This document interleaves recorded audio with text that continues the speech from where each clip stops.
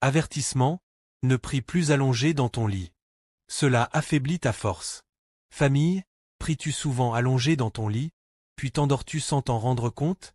Beaucoup pensent que cela les rapproche de Dieu, mais sais-tu que cela affaiblit peu à peu ta vie spirituelle et bloque ta percée? Aujourd'hui, je te parle des 3 erreurs courantes quand on prie allongé dans son lit. Le danger d'une foi confortable. Le lit est un lieu de repos, un endroit où le corps se détend, pas un lieu de combat spirituel. Dieu nous a donné le sommeil, mais la prière n'est pas quelque chose à faire en passant. Quand tu pries allongé, tu tombes facilement dans un état à moitié éveillé, à moitié endormi, ton esprit flotte, et à la fin tu ne sais même plus ce que tu as dit. La Bible nous rappelle dans Proverbes 6h9. Le livre des Proverbes, chapitre 6, verset 9, dit « Paresseux, jusqu'à quand seras-tu couché ?» La prière n'est pas quelques paroles de consolation, c'est un combat spirituel. Le Seigneur Jésus aussi quittait souvent les lieux calmes et confortables pour se retirer dans le désert afin de prier. Famille, es-tu prêt à ne plus prier dans ton lit? La posture détermine la révérence. La posture que tu adoptes dans la prière influence l'attitude de ton cœur. Le livre des Psaumes, chapitre 95, verset 6, dit « Venez, prosternons-nous et humilions-nous, fléchissons le genou devant l'Éternel, notre Créateur. » Réfléchis. Si tu allais rencontrer un président, lui parlerais-tu allongé dans ton lit? Dieu est le roi des rois. Lorsque nous venons devant lui, nous devons avoir une attitude de révérence.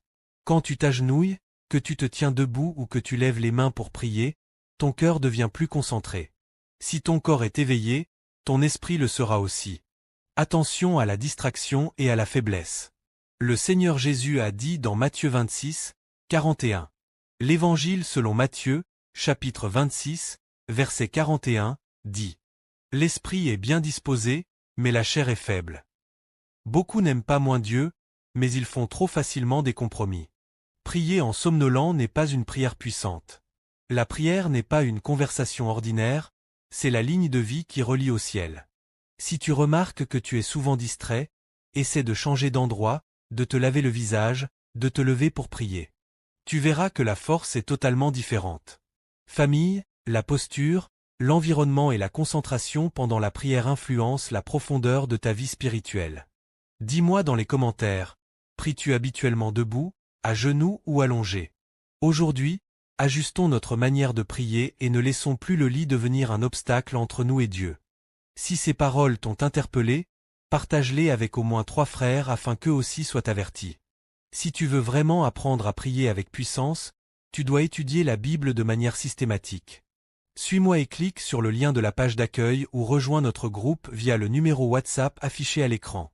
Chaque soir, nous étudions la Bible gratuitement pour nous préparer à accueillir le Seigneur.